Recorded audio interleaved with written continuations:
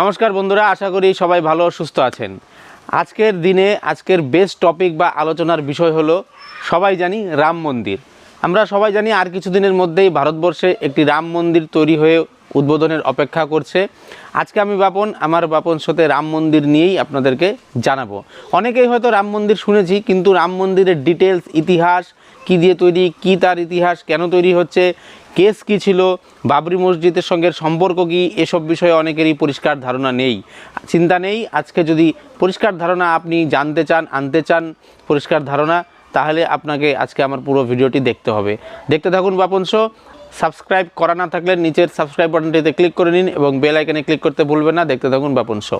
রাম মন্দির হলো একটি হিন্দু মন্দির, যা রামায়ণ অনুযায়ী হিন্দু ধর্মের প্রধান দেবতা রামের জন্মস্থান ভারতের উত্তরপ্রদেশের অযোধ্যা রাম জন্মভূমির স্থানে নির্মাণাধীন। মন্দির নির্মাণের তত্ত্বাবধান করছে শ্রীরাম জন্মভূমি তীর্থক্ষেত্র। এই মন্দিরটির ভিত্তি স্থাপন অনুষ্ঠানটি 5ই আগস্ট 2020 সালে ভারতের প্রধানমন্ত্রী নরেন্দ্র মোদী দ্বারা সঞ্চালিত হয়েছিল। মন্দির চত্বরে দেবতা সূর্য, গণেশ, শিব, দুর্গা, বিষ্ণু ও ব্রহ্মার মন্দিরগুলি অন্তর্ভুক্ত থাকবে এবং মূল মন্দিরটি হলো রাম মন্দির। এই ইতিহাস সম্পর্কে জানবো, একটু ভাগে ভাগে জানবো ইতিহাস, এবং আজকের যে রাম মন্দির তৈরি হচ্ছে, কী দিয়ে তৈরি হচ্ছে, কত খরচ, কারা তৈরি করছে, সব ডিটেলসই আমি বলবো। তার আগে একটু ইতিহাসটা জেনে নিই, রাম মন্দির কেন তৈরি হচ্ছে এবং বাবরি মসজিদের সঙ্গে তার বিবাদ কী ছিল। একটু শর্টে বলবো, বেশি সময় লাগবে না, মন দিয়ে শুনবেন। দেখুন, ইতিহাস জানার আগে পটভূমি কি একটু জেনে নিই। দেবতা বিষ্ণুর অবতার রাম ব্যাপকভাবে পূজিত হিন্দু দেবতা। প্রাচীন ভারতীয় মহাকাব্য রামায়ণ অনুযায়ী রাম অযোধ্যায় জন্মগ্রহণ করেছিলেন।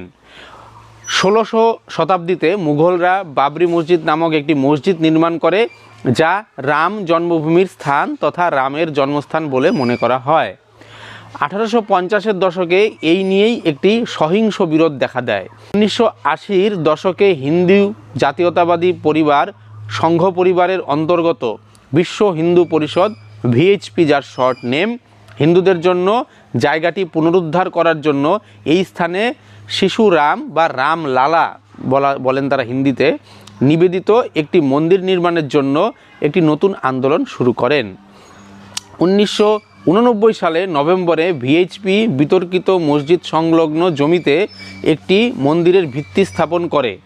6ই ডিসেম্বর 1992 সালে VHP ও ভারতীয় জনতা পার্টির প্রায় 1,50,000 স্বেচ্ছাসেবকদের সঙ্গে এই স্থানে একটি সমাবেশ আয়োজন করেছিল।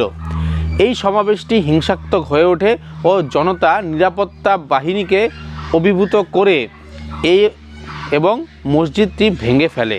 এই নিয়েই বিতর্ক শুরু হয়। ধ্বংসের ফলে ভারতে হিন্দু ও মুসলিম সম্প্রদায়ের মধ্যে কয়েক মাস ধরে আন্তঃসাম্প্রদায়িক দাঙ্গা লেগে যায়। কমপক্ষে 2000 লোক মারা যায় এবং সমগ্র ভারতীয় উপমহাদেশে সূত্রপাত ঘটে এই দাঙ্গার। মসজিদ ধ্বংসের একদিন পরে অর্থাৎ 7ই ডিসেম্বর 1992 সালে দ্য নিউ ইয়র্ক টাইমসের প্রতিবেদন দেখা যায় পাকিস্তান জুড়ে 30টিরও বেশি হিন্দু মন্দির ধ্বংস করা হয়, আগুন লাগিয়ে দেওয়া হয় এবং ভেঙে ফেলা হয়। বাংলাদেশেও কয়েকটি হিন্দু মসজিদের উপরে আক্রমণ করা হয়। যাই হোক, এই তো এগুলো বিতর্কিত বিষয়।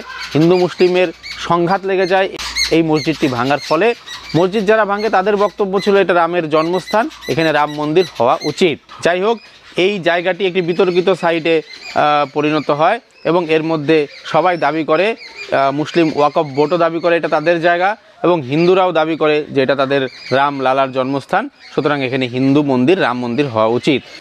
যাই হোক, এই সাইটটি একটি বিতর্কিত সাইটে পরিবর্তিত হয় এবং দীর্ঘ আইনি লড়াই শুরু হয়। সবাই দুপক্ষ কেস করে, ব্যাপারটা কোর্টে চলে যায়। যাই হোক, 2019 সালের 9 নভেম্বর এই বিতর্কের অবসান ঘটে। অবশেষে সুপ্রিম কোর্ট মেনে নেয় যে এই স্থানটি, এই বিতর্কিত স্থানটি, এই 2.77 যে একর জমি বিতর্কিত স্থান, সেই স্থানটি ভগবান রামের জন্মস্থান। অর্থাৎ তারপর আর কোনো বাধা থাকলো না রাম মন্দির নির্মাণে। তারপরে শুরু হয় রাম মন্দির নির্মাণের কাজ। যাই হোক, অবশেষে তারপর সুপ্রিম কোর্টের রায় দানের পরে, আগেই বললাম 5ই আগস্ট 2020 সালে ভূমি পূজন অনুষ্ঠান হয়। তারপরেই রাম মন্দিরের ভিত্তি স্থাপন হয়ে কাজ শুরু হয়ে যায়। এখন প্রায় কাজ শেষের দিকে, আর কিছুদিন মধ্যেই রাম মন্দির উদ্বোধন হতে চলেছে।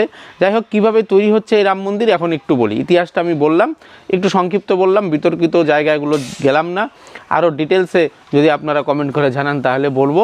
এবার আসি রাম মন্দিরটা যে তৈরি হচ্ছে তার বিষয়ে, কেমন হলো, কি মন্দির, কি দিয়ে তৈরি হচ্ছে, কে তৈরি করছে, কোন কোম্পানি তৈরি করছে, কত খরচ, এগুলো নিয়ে একটু ভিডিওটি মনোযোগ সহকারে দেখবেন। 54,700 বর্গফুট বিস্তৃত মন্দির এলাকায় প্রায় 2.7 একর জমি জুড়ে এই মন্দির তৈরি হচ্ছে।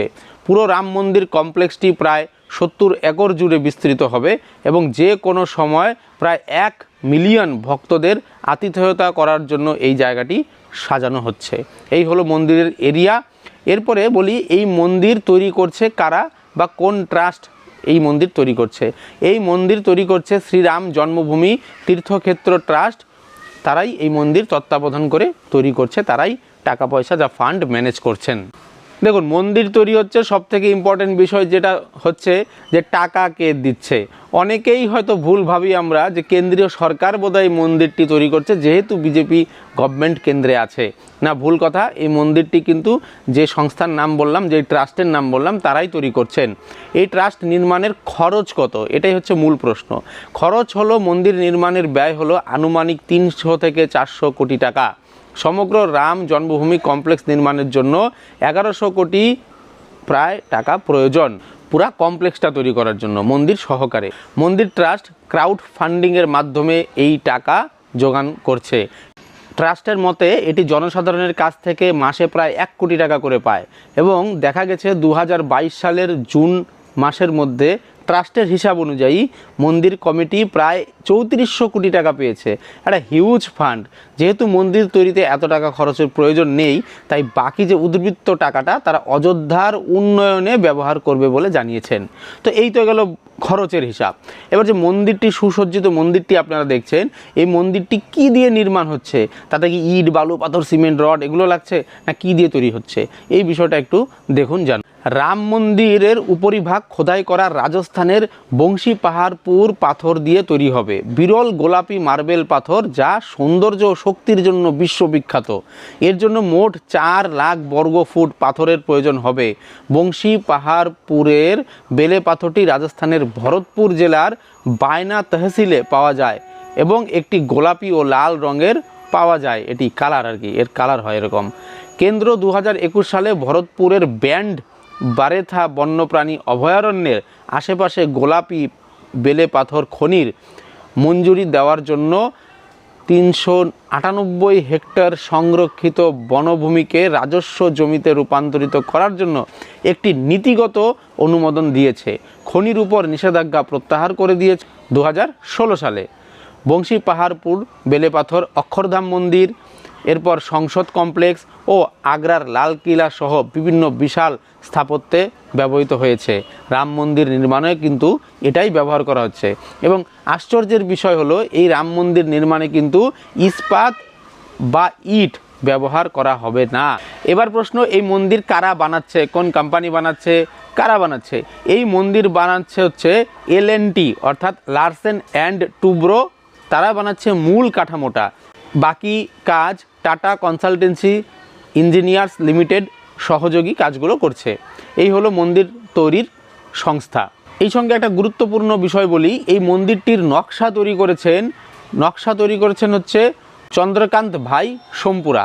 এরা কিন্তু বংশ পরম্পরায় অনেক বিশ্বের তাবর বড় বড় মন্দিরের নকশা তৈরি করেছেন এবং তার ছেলে এই মন্দির তৈরিতে, নকশা তৈরিতে তাকে হেল্প করেছে। যাই হোক, এই মন্দিরের কিছু কিছু আশ্চর্য বিষয় আমি বলি। এই মন্দিরে একটা ঘণ্টা লাগানো হচ্ছে, যা ওজন প্রায় 2100 কেজি। ভারতের প্রায় বিখ্যাত ঘণ্টা হিসাবে এটা পরিচিত হবে। অনেক বড়, এর উচ্চতা হচ্ছে 6 ফুট লম্বা এবং 5 ফুট চওড়া। ঘণ্টাটির দাম প্রায় 21 লাখ টাকা। এটা একটা আশ্চর্য বিষয় হবে এই ঘণ্টাটা। যাই হোক, এই মন্দির উদ্বোধন হবে কবে, এটাই হচ্ছে এখন লাখ টাকার প্রশ্ন। আগে ঠিক করা হয়েছিল যে 2023 সালের ডিসেম্বরের মধ্যে এই মন্দিরের কাজ শেষ হবে এবং জানুয়ারি মাস 2024 মন্দিরটি উদ্বোধন করে দেওয়া হবে জনসাধারণের জন্য। যাই হোক, দেখা যাচ্ছে কাজ প্রায় শেষের দিকে। কবে মন্দির উদ্বোধন করবে সেটা তো সংস্থার বিষয়। তারা বলছেন যে জানুয়ারির মধ্যেই রাম মন্দির তারা উদ্বোধন করে দেবেন এবং পাবলিকের জন্য এটা খুলে যাবে, আর কিছুদিনের মধ্যেই উদ্বোধন আছে, সবাই আমরা জানি। যাই হোক, এই হলো রাম মন্দিরের ইতিহাস বা বিষয়বস্তু আমি জানানোর চেষ্টা করলাম। একটু সংক্ষেপে শেষে ডেটগুলো একটু রিমাইন্ডার করে দিই, যে রাম মন্দিরের ইতিহাসের তারিখগুলো, যে কবে এটা বাবরি মসজিদ হয়েছিল, কবে এটা নিয়ে দ্বন্দ্ব হয়েছিল, তারিখগুলো একটু ডিটেলসে বলে দেবো স্টেপ বাই স্টেপ, একটু মনে রাখবেন, তাহলে আপনাদের সুবিধা হবে। 1528 থেকে 29-এর মধ্যে মুঘল সম্রাট বাবর বাবরি মসজিদ নির্মাণ করেন। 1850 সালে ভূমিতে সাম্প্রদায়িক সহিংসতার শুরু হয়। 1949 সালে মসজিদের ভিতরে রাম মূর্তি পাওয়া যায়, তার জন্যই সাম্প্রদায়িক উত্তেজনা তীব্রতর হয়। 1950 সালে মূর্তি পূজার অনুমতি চেয়ে ফৈজাবাদ সিভিল কোর্টে 2টি মামলা দায়ের করা হয়। এরপর ইউপি 169 সেন্ট্রাল ওয়াকফ বোর্ড মূর্তি অপসারণের দাবি করেছে। 1986 সালে জেলা আদালত হিন্দু উপাসকদের জন্য জায়গাটি খুলে দিয়েছে। এরপর 1992 সালে বাবরি মসজিদ ভেঙে ফেলা হয় 6ই ডিসেম্বর। এরপর 2010 সালে এলাহাবাদ হাইকোর্টের ত্রিমুখী বিভাজনের নিয়ম সুন্নি ওয়াকফ বোর্ড, নির্মোহী আখড়া ও রামলালার মধ্যে বিতর্ক শুরু হয়। 2011 সালে সুপ্রিম কোর্ট এলাহাবাদ হাইকোর্টের আদেশ স্থগিত করেছে। এরপর 2016 সালে সুব্রমণ্যম স্বামী সুপ্রিম কোর্টে আবেদন দায়ের করেছেন, রাম মন্দির নির্মাণের দাবি জানিয়েছেন। 2019 সালে সুপ্রিম কোর্ট স্বীকার করেছে যে অযোধ্যা প্রভু রামের জন্মস্থান ছিল, পুরোটাই হস্তান্তর করে ট্রাস্টের কাছে, অর্থাৎ সুপ্রিম কোর্ট পুরো জমিটাই অর্থাৎ 2.77 একর জমি এটা ট্রাস্টে হস্তান্তর করে এবং সরকারকে সুন্নি ওয়াকফ বোর্ডকে একটি বিকল্প স্থানে হিসাবে 5 একর জমি দেওয়ার নির্দেশ দেয়। 2020 সালে প্রধানমন্ত্রী মোদি ভূমি পূজন করেন এবং ভিত্তি স্থাপন করেন। যাই হোক, একটা কথা কিন্তু পরিষ্কার, যে রাম মন্দির যেখানে হচ্ছে সেখানে বিতর্কিত জায়গাটি, যেহেতু সুন্নি ওয়াকফ বোর্ডও কেস লড়েছে, তাদেরকেও একটা বিকল্প জায়গা দেওয়া হয়েছে, 5 একর জমি তাদেরকেও দেওয়া হয়েছে। যাই হোক, ভিডিওটি আমি কোনো পক্ষপাতের জন্য বানালাম না, আমি ভিডিওটি জ্ঞানের জন্য বা আপনাদের জানার জন্য বানিয়েছি। যাই হোক, বিতর্কে যাবেন না, এবং যদি ভিডিওটি ভালো লাগে বা তথ্যগুলো ভালো লাগে আপনারা বন্ধুদের মধ্যে শেয়ার করবেন। সাবস্ক্রাইব করা না থাকলে আমার চ্যানেলটি অবশ্যই সাবস্ক্রাইব করবেন, লাইক কমেন্ট করতে ভুলবেন না। দেখতে থাকুন বাপন শো, দেখা হচ্ছে পরবর্তী ভিডিওতে, ততদিন ভালো থাকবেন। নমস্কার, জয় হিন্দ।